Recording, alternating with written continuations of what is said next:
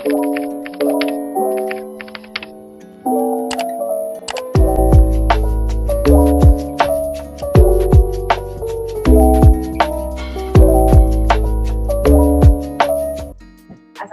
warahmatullahi wabarakatuh. Sebelumnya terima kasih kepada kesempatan untuk berpresentasi mengenai materi pertemuan ke-11. Sebelumnya perkenalkan kami dari kelompok 10 dengan anggota Ibnu Zaki dengan NIM 2105374, Yulia Nafila dengan NIM 2105317, dan saya sebagai moderator Zulaini Pratama dengan NIM 2105320. Materi hari ini yang akan kami presentasikan berjudul Staffing. Adapun daftar materi yang akan dijelaskan yaitu definisi staffing, yang kedua proses penyusunan personalia, yang ketiga rekrutmen dan seleksi karyawan, yang keempat perencanaan SDM, yang kelima metode pelatihan dan pengembangan, yang keenam penentuan kompensasi. Baiklah, materi pertama akan dipresentasikan oleh Saudara Ibnu. Waktu disilahkan. Baik, terima kasih kepada moderator. Materi pertama yaitu definisi staffing, fungsi manajemen yang berhubungan dengan pengadaan atau rekrutmen, penetapan, pelatihan, dan pengembangan para anggota organisasi. Selanjutnya, yang kedua, proses penyusunan personalia. Penyusunan personalia merupakan fungsi manajemen yang berhubungan dengan perekrutan, penempatan, lahan, dan pengembangan anggota organisasi. Kegiatan-kegiatan penyusunan personalia berhubungan dengan tugas-tugas kepemimpinan, motivasi, dan komunikasi. Lalu, pembahasannya menjadi bagian dari fungsi pengarahan. Fungsi tersebut berhubungan dengan fungsi perorganisasian, semua fungsi manajemen dengan berkaitan sehingga fungsi penyusunan personalia harus dilakukan oleh manajer. Sementara proses penyusunan personalia merupakan serangkaian kegiatan yang dijalankan secara berkelanjutan untuk memenuhi kebutuhan personalia organisasi dengan SDM, posisi, dan waktu yang tepat. Proses ini dilaksanakan dalam dua lingkungan yang berbeda, yaitu lingkungan eksternal dan lingkungan internal, serta unsur-unsurnya terdapat dalam organisasi. Selanjutnya, langkah-langkah dalam proses penyusunan personalia. 1. Perencanaan SDM berkaitan dengan perencanaan yang digunakan untuk personalia aktivitas organisasi. 2. Penarikan berkaitan dengan tujuan pengadaan calon-calon yang sesuai dengan perencana SDM. 3. Seleksi berkaitan dengan proses pemilihan calon personalia. 4. Pengenalan dan orientasi berkaitan dengan adaptasi calon personalia yang terpilih. 5. Latihan dan pengembangan berkaitan dengan tujuan untuk meningkatkan kemampuan individu dan kelompok demi efektivitas organisasi. 6. Penilaian pelaksanaan kerja berkaitan dengan perbandingan pelaksanaan kerja perseorangan dan tujuan-tujuan yang dikembangkan untuk posisi yang ditempatkan. 7. Pemberian balas jasa dan penghargaan berkaitan sebagai kompensasi pelaksanaan kerja dan motivasi untuk pekerjaan selanjutnya. 8. Perencanaan dan pengembangan karir berkaitan dalam urusan promosi, demosi, penugasan kembali, pemecatan, dan pensiun. Sekian dari saya kembalikan kepada moderator. Terima kasih. Baiklah, terima kasih kepada Saudara Ibnu yang telah berpresentasi. Materi selanjutnya akan dipresentasikan oleh Saudari Yulia. Waktu dipersilahkan. Baik, terima kasih kepada moderator. Materi yang ketiga yaitu rekrutmen dan seleksi karyawan. Tujuan proses rekrutmen dan seleksi karyawan adalah untuk menemukan sekelompok calon karyawan yang berkualitas sejalan dengan strategi, wawasan, dan nilai perusahaan, serta untuk memenuhi kebutuhan akan sumber daya manusia yang kompeten dan digunakan untuk meningkatkan citra sebagai perusahaan yang berkualitas dan dinamis. Adapun proses rekrutmen dan seleksi karyawan tersebut terdapat 6 langkah. Yang pertama, melakukan proses seleksi administrasi, yang kedua melakukan interview dengan HRD, yang ketiga interview, yang keempat tahapan psikotes, yang kelima wawancara dengan manajer HRD, yang keenam pilih kandidat yang cocok dan berikan kesempatan kerja. Di mana uraian langkah-langkah tersebut yaitu proses rekrutmen dan seleksi karyawan. Yang pertama, melakukan proses seleksi administrasi. Dalam mengenal proses rekrutmen di perusahaan ini, calon pelamar perlu mengetahui terlebih dahulu apa yang memang dicari oleh perusahaan. Hal ini bertujuan agar nantinya sesuai dengan yang diinginkan atau kualifikasi perusahaan.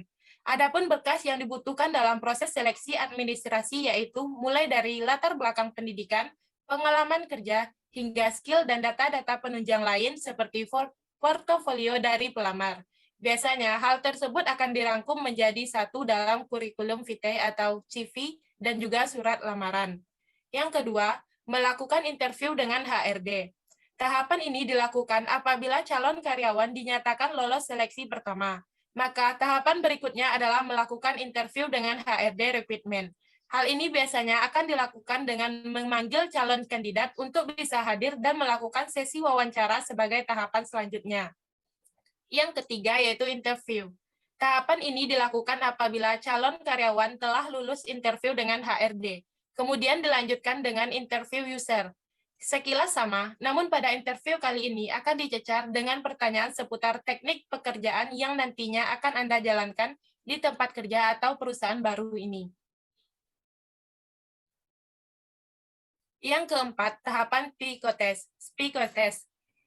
Perusahaan tes satu ini guna melihat bagaimana potensi dan juga bakat yang dimiliki oleh pelamar kerja. Beberapa perusahaan menggunakan tes beberapa perusahaan menggunakan tes dengan bersifat mandiri dan juga ada yang menggunakan bantuan dari lembaga psikotes. Yang kelima, wawancara dengan manajer HRD. Wawancara dilakukan untuk mengetahui lebih dalam informasi serta potensi yang dimiliki oleh calon karyawan, serta cara untuk menemukan dan menentukan kecocokan antara karakteristik calon karyawan dengan persyaratan jabatan. Yang keenam, pilih kandidat yang cocok dan berikan kesempatan kerja. Jika semua langkah di atas sudah selesai, maka tim HRD akan siap untuk menyeleksi kandidat yang sesuai dengan kebutuhan perusahaan. Kemudian, siapkan penawaran dan kontak kerja sesuai dengan jabatan. Materi yang keempat yaitu perencanaan sumber daya manusia. Merupakan proses perencanaan yang sistematis untuk memaksimalkan sumber daya manusia sebagai aset perusahaan yang utama. Tujuannya untuk memastikan tenaga kerja dan pekerjaan berjalan sesuai baik dari segi jumlah maupun kualitas yang dibutuhkan. Adapun proses perencanaan sumber daya manusia sebagai berikut. Yang pertama, persediaan tenaga kerja saat ini. Pada proses ini, sumber daya manusia melakukan wawancara dengan para manajer tim agar bisa memahami mengenai tantangan dari sisi sumber daya manusia yang sedang dihadapi, serta proses kualifikasi yang dirasa penting untuk dimiliki oleh karyawan. Yang kedua, kebutuhan sumber daya manusia di masa mendatang. Pada proses ini, menganalisa kebutuhan tenaga kerja di masa mendatang. Di dalam langkah ini ada beberapa banyak variabel HR, seperti pengurangan sumber daya manusia, promosi jabatan, lowongan yang dibuka, mutasi karyawan, dan lain sebagainya. Yang ketiga, memperkirakan permintaan sumber daya manusia. Hal ini dilakukan dengan mencocokkan di masa mendatang dan membuat perkiraan permintaan. Tujuannya agar bisa mengetahui strategi secara objektif bisnis dalam jangka panjang. Yang keempat, strategi dan implementasi pencarian sumber daya manusia. Strategi ini dibuat harus bisa memberikan solusi untuk kekurangan masalah sumber daya manusia di perusahaan. Yang kelima, melakukan perekrutan. Tahapan perencanaan sumber daya manusia ini bertujuan untuk memberi solusi ketika perusahaan mengalami kekurangan tenaga kerja. Strategi tersebut bisa bervariasi, seperti melakukan perekrutan karyawan baru, menggunakan jasa outsourcing, pelatihan, relokasi, dan lain sebagainya. Yang keenam, pengembangan sumber daya manusia. Sebuah perusahaan memiliki peran penting dalam mendorong pengembangan skill dan keahlian para perusahaan. Hal ini bertujuan sebagai upaya mengantisipasi perubahan yang terjadi dalam dunia bisnis. Adapun cara yang dilakukan yaitu dengan memberikan pelatihan khusus terhadap bidang-bidang bisnis yang dilaksanakan oleh sumber daya manusia tersebut. Yang ketujuh yaitu monitoring dan evaluasi. Proses ini bertujuan untuk memastikan kalau setiap karyawan menjalankan tugas dan tanggung jawabnya dengan baik. Baik, saya kembalikan kepada moderator.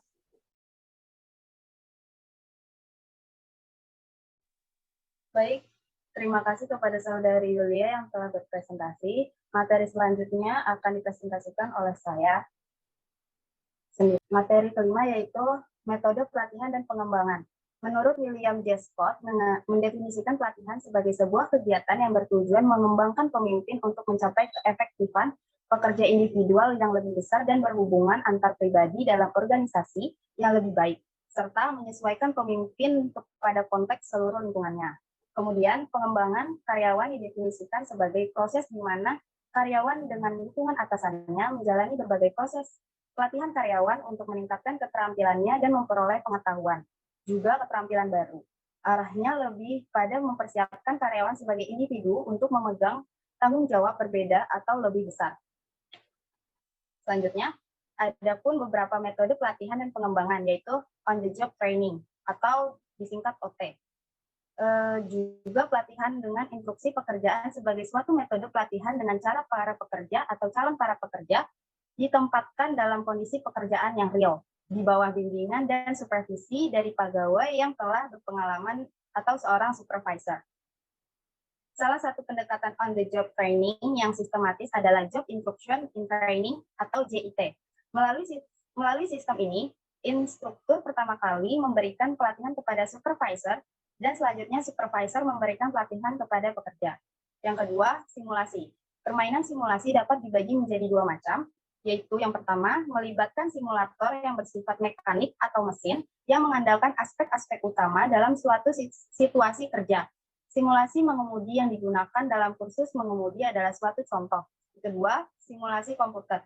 Untuk tujuan pelatihan dan pengembangan, metode ini sering berupa games atau permainan. Para pemain membuat suatu keputusan dan komputer akan menentukan hasil yang terjadi sesuai dengan kondisi yang telah diprogramkan dalam komputer. Teknik ini umumnya digunakan untuk melatih para manajer yang mungkin tidak boleh menggunakan metode trial and error untuk mempelajari pembuatan keputusan. Yang ketiga, yaitu magang. Magang melibatkan pembelajaran dari pekerja yang lebih berpengalaman dan ditambah dengan teknik of the job training.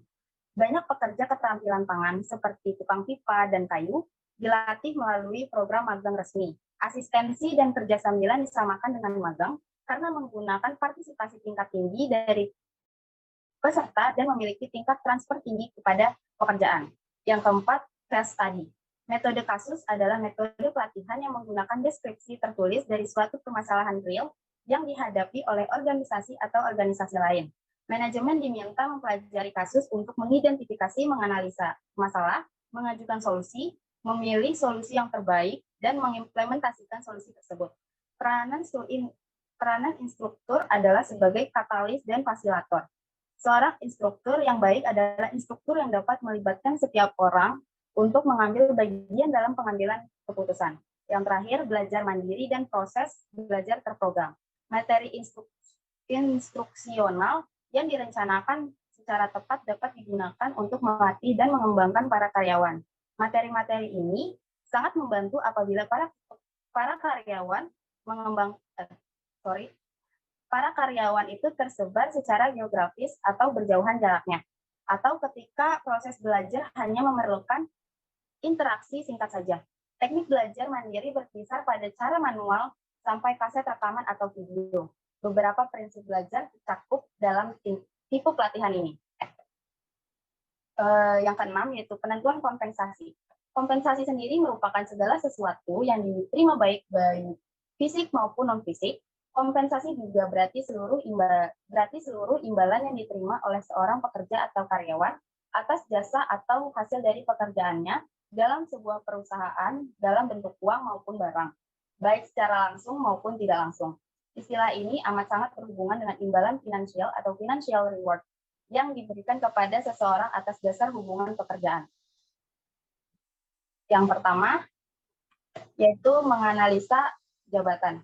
Analisis jabatan sebagaimana telah dijelaskan merupakan kegiatan untuk mencari informasi mengenai tugas-tugas yang dilakukan dan persyaratan yang diperlukan dalam melaksanakan tugas tersebut supaya dapat dipakai untuk mengembangkan uraian tugas, spesifikasi tugas, dan standar untuk unjuk kerja. Kegiatan ini perlu dilaksanakan sebagai landasan untuk mengevaluasi jabatan. Yang kedua, mengevaluasi jabatan. Evaluasi jabatan adalah proses sistematis untuk menentukan nilai relatif dari suatu pekerjaan dibanding dengan pekerjaan lain. Proses ini merupakan untuk mengusahakan tercapai internal equity dalam pekerjaan sebagaimana unsur yang sangat penting dalam penentuan tingkat gaji. Dalam menentukan penilaian pekerjaan ditemukan beberapa metode yaitu sebagai berikut. Yang pertama, metode pemeringkatan atau job ranking merupakan menilai tingkat kepentingan secara umum dari suatu pekerjaan dibandingkan dengan yang cara lain atau mengurutkan pekerjaan berdasarkan tingkat kepentingannya dengan cara mempelajari informasi analisis jabatan, yaitu job description, job performance standard, dan job specification. Kemudian, secara subjektif, pekerjaan mana yang lebih penting diurutkan dan dibandingkan dengan yang lain. Yang kedua, metode pengelompokan atau job grading adalah menetapkan suatu pekerjaan ke dalam kategori atau kelompok atau klasifikasi. Kelompok-kelompok itu disebut kelas jika berisi jabatan yang sama, dan disebut tingkatan jika berisi jabatan yang berbeda, tetapi memiliki kesulitan yang sama.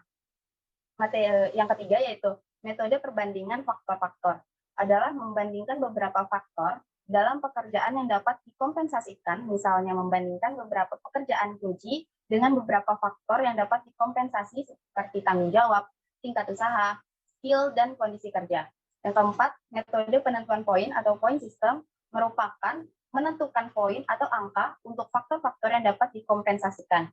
Berbeda dengan perbandingan faktor-faktor yang langsung menentukan tarif gaji, perbedaan lain, setiap faktor dapat dikompensasi dipecah dalam bentuk subfaktor yang lebih rinci. Yang ketiga, yaitu melakukan survei gaji dan upah. Survei gaji dan upah merupakan kegiatan untuk mengetahui tingkat gaji yang berlaku secara umum dalam perusahaan-perusahaan yang memiliki jabatan yang sejenis. Ini dilakukan untuk mengusahakan keadilan eksternal sebagaimana salah satu faktor penting di dalam perencanaan dan penentuan gaji atau upah. Survei dapat dilakukan dengan berbagai macam cara seperti misalnya mendatangi perusahaan-perusahaan untuk memperoleh informasi mengenai tingkat gaji atau upah yang berlaku, atau membuat kuesioner secara formal dan sebagainya. Yang keempat, menentukan tingkat gaji. Untuk menciptakan keadilan internal yang menghasilkan ranking jabatan dan melakukan survei mengenai gaji yang berlaku di pasar tenaga kerja, selanjutnya adalah penentuan gaji. Untuk penggunaan metode poin, faktor-faktor pekerjaan telah ditentukan, poinnya selain itu, jabatan-jabatan kunci juga telah diketahui harga pasarnya yang berbeda pada survei yang telah dilakukan. Selanjutnya, berdasarkan poin yang sudah ditentukan dengan cara mempelajari informasi analisis jabatan, seperti job description, job performance standard, dan job specification, setiap pekerjaan ditentukan poinnya. Baiklah, sekian dari presentasi yang telah kami presentasikan. Kami dari kelompok 10 mengucapkan sekian dan terima kasih.